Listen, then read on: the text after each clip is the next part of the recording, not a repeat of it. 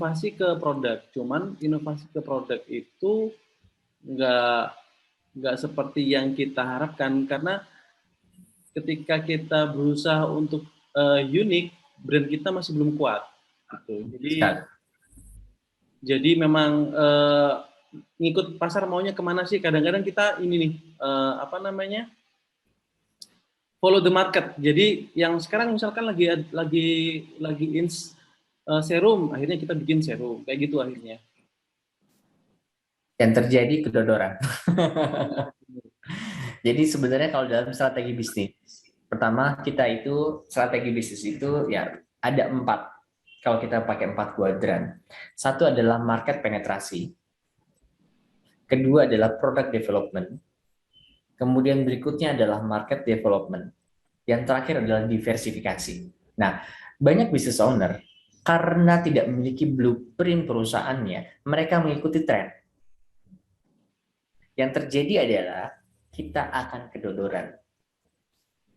Kayak begitu. Karena itu saran saya adalah kenali market Kak Wijaya lebih dalam lagi. Cari product market fit. Gimana kita bisa winning di situ. Seperti itu. Contoh, saya di Dr. Man Skincare, winning saya itu ngebenerin pasien kasus jerawat berat loh. Saya fokus di situ. Kayak begitu. Formen, yang kita ambil adalah balance formula dengan kulit yang sensitif atau apa. Kasus-kasus korban kosmetik dari skincare lain, kita perbaiki.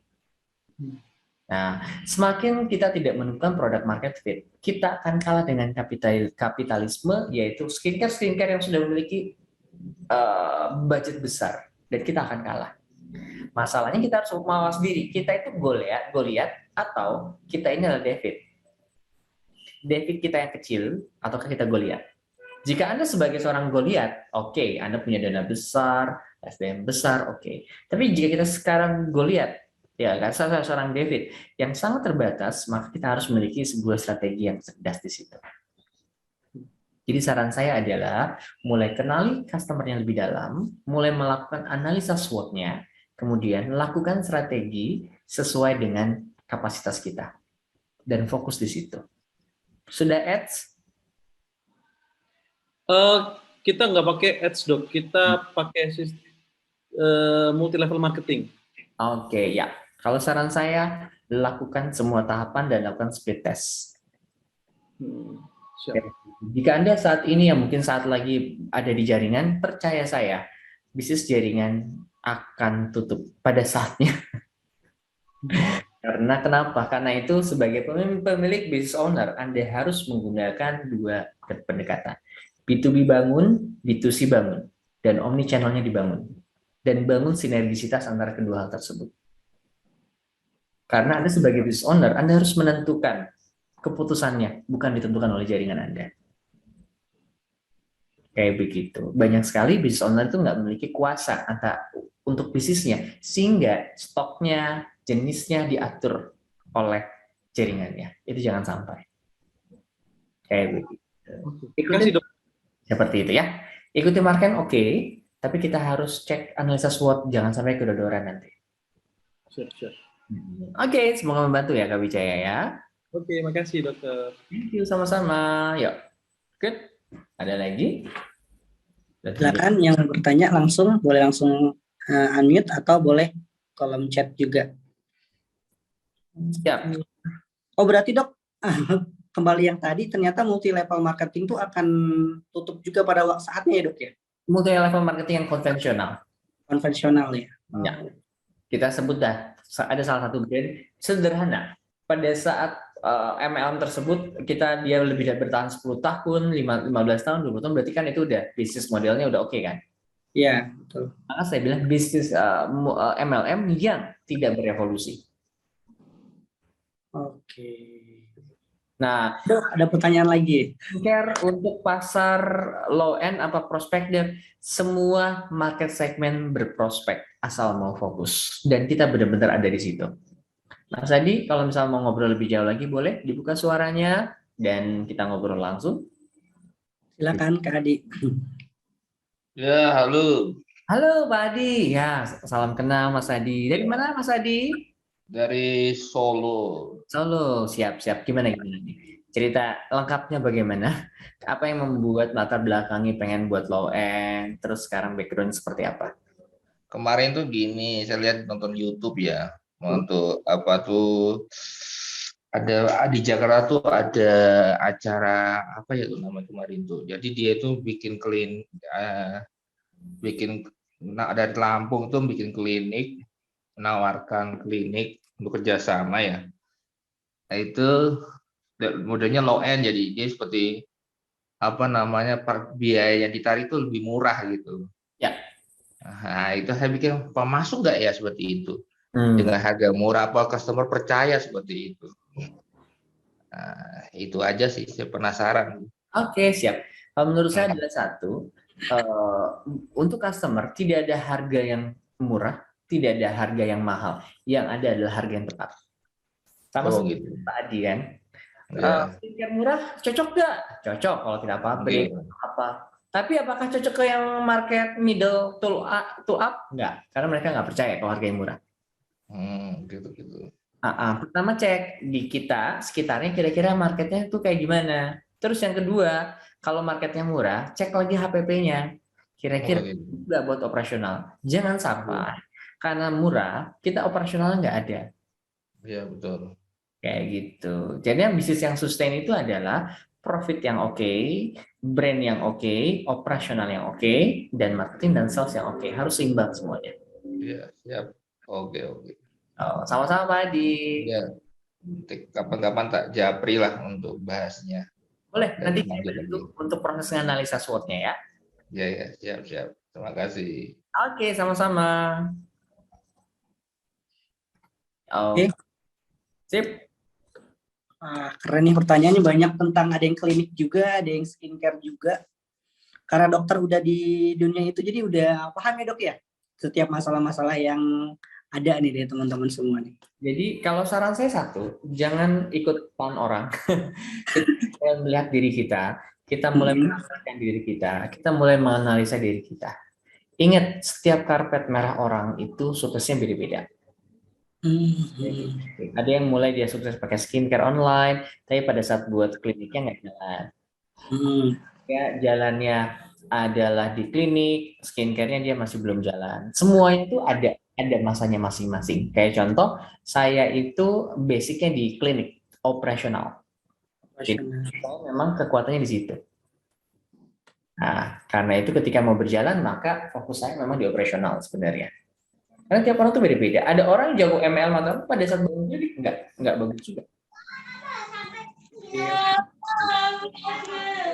Selamat sore Kak Fitri. Kak Fitri ada yang mau ditanyakan? Silakan. Ini telat baru bergabung, belum tahu materinya.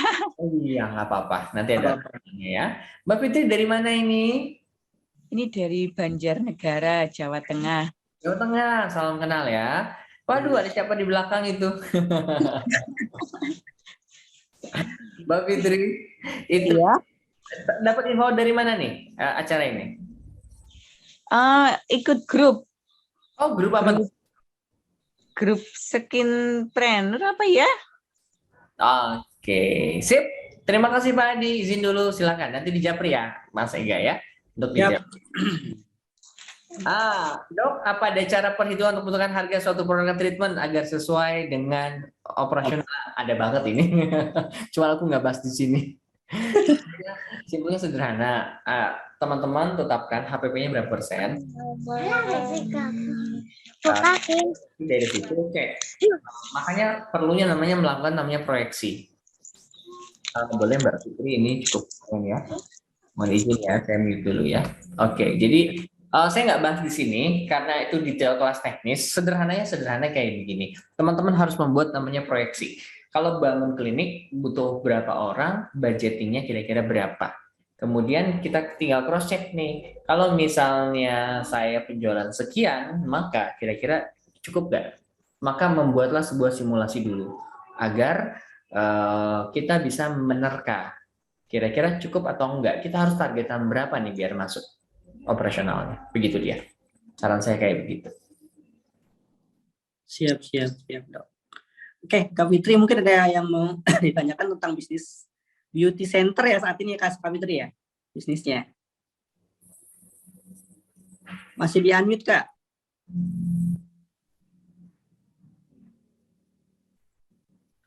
Di unmute dulu, mic-nya masih mati, jadi nggak kedengeran di kita. Oke. Iya. Ini banyak gangguan di sini. Siap, nggak apa-apa. Kebetulan kan aku baru buka kira-kira kurang lebih 1 tahun gitulah. Treatment gitu ya, namanya Fitri Beauty Center itu. Gimana sih kiat-kiatnya untuk biar lebih maju, lebih banyak pelanggan seperti itu? Oke, boleh. Nanti kita simpan buat yang berikutnya. Oke, saya kasih tahapan. Tahapan yang pertama adalah tetapkan target market Anda. Kedua, analisa. Kekuatan saya itu apa? Punya budget berapa? Ya. Kemudian apa yang membuat mereka datang ke Mbak Fitri? Ingat, marketing itu adalah tentang bagaimana kita meleverage demand, digital marketing ya. Marketing adalah bagaimana kita membangun sebuah permintaan. Kayak begitu. Jika kita mau menggunakan cara yang efektif-efisien, sederhana. Mbak Fitri sudah setahun, cek customer yang seperti apa, yang Mbak Fitri itu seneng, nyaman, kasih duit yang besar. Tinggal cari orang yang mirip seperti itu. Ini namanya teknik Pareto. Pareto artinya adalah kita harus melihat 20% dari customer kita yang akan menyumbangkan 80% omset kita. Jangan cuma ada kelas digital marketing, Facebook Ads bagus, pakai Facebook Ads, tapi boncos. TikTok marketing bagus, ternyata saya nggak banyak yang pakai TikTok kan, ngapain juga, satu persatu. Kalau masih terbatas, fokus satu channel dulu aja. Satu hal. Daripada semua dilakukan, tapi nggak ada yang jadi. Oke, gitu Kak Fitri itu. Ikuti, cek analisa dan target market kita. Habis pulang, dicek lagi nama-namanya, mana sih yang paling sering datang tiap bulan. Terus dipetain nih, oh ini usianya segini, sukanya ini begini. Pertanyaan berikutnya adalah, bagaimana saya mencari orang yang mirip seperti ini? Mana tempatnya, dan bagaimana cara mencapainya atau mengaksesnya, dan bagaimana cara saya menjualnya. Oh iya. Soalnya aku udah pernah nyoba iklan lewat FB Ads gitu, nggak ngefek gitu loh. Ya, saya bilang. Nggak selalu. Kalau apalagi daerah kampung, saya daerah Sukabumi. Kecuali hari ini ya. Hari ini saya kasih diskon karena sudah ketemu polanya, budget 1 juta hari ini, itu profit 10 juta. Datang sekarang total 100 pasien hari ini. Kayak begitu. Beda-beda. Oke. Sudah kelihatan ya, Mbak Fitri ya? Thank you. Iya. Terima kasih. Sama-sama Kak Ika Yunita. Nanti kita ngobrol-ngobrol lah kalau ke Bogor ya. Aku ada tanggal 7. Oke, dokter tanggal 7 di Bogor ya dok ya? Tanggal 7 di Bogor. Oke, siap. Dok, kalau teman-teman dari Skin Explainer di grup misalnya mau tanya tentang hal-hal yang detail dok ya. Misalnya saya siapkan seperti Google Form ya untuk bertanya. Itu boleh nggak dok ya? Boleh, nggak Nanti apa-apa. dokter bisa bantu jawab di event ataupun melalui note gitu. Betul. Saran saya nanti dibuat listing pertanyaan, jadi biar semua orang pun tahu. Khawatir ada pertanyaan double, di bawahnya Oke. Google Form. Nanti saya tiap hari dicicil deh. Saya pakai voice note biasanya. Oh, keren. Siap, boleh dokter kalau gitu ya. Voice note ya. Kalau misalkan pertanyaan yang sama yang banyak, nanti kita bisa buatin untuk materinya ya. Kayak begitu. Nanti saya pun juga mau listing teman-teman butuhnya apa. Mudah-mudahan nanti Kang Ega kita buat jadwal 3 bulan ke depan itu dengan para expert ya. Nanti bukan saya aja. Nanti ada expert SEO, expert marketplace, sama siapa. Nanti kita coba buat kurikulum yang cocok, yang pas buat ini. Siap dok. Keren udah disiapin. Thank you. Sip. Kita udah jam 9, boleh kita closing dulu saja. Oke. Makasih dok, karena udah mau maghrib juga ya di sini. Maghrib juga di sini pas sama. Oke, alhamdulillah waktu yang sangat efektif. Oke, sekarang saya jelaskan dulu apa itu Skin Explainer.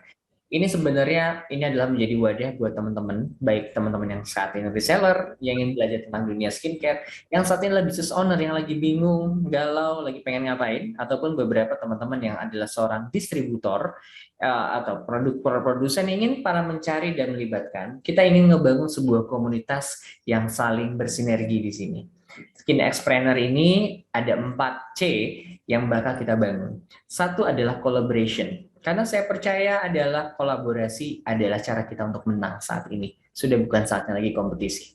Ingat, lawan kita adalah bukan pemain lokal yang di sini, tapi pemain luar yang sudah mengambil 80-90% total aset triliunan yang ada di skincare saat ini. Yang kedua adalah selain collaboration adalah communication yang seperti ini nih. Kita saling komunikasi, saling belajar, saling sharing. Kemudian yang terakhir yang ketiga adalah co-elevation atau co-creation. Artinya adalah kita sama-sama dengan bareng-bareng seperti ini. Mungkin bisa sesuatu hal yang kita bisa bangun bareng-bareng. Contoh, kita juga lagi bangun di Formen, kita lagi bangun sama Big Oret, yang lain ya. Ya kan? Dan juga mungkin kita bisa buat sebuah hal. Nggak cuma sifatnya sebagai material, mungkin ada sosial yang kita bisa bangun bareng-bareng. Ya, yang terakhir adalah co-elevation. Bagaimana kita sama-sama saling sinergis di sini, saling membantu, disitulah kita bisa saling menguatkan. Seperti itu. Wah, keren. Keren banget, Dok. Oke. Thank you, Kak Ega. Terima kasih. Salam dari saya, Dr. Mets. Assalamualaikum warahmatullahi wabarakatuh. Saya kembalikan lagi pada Kang Ega.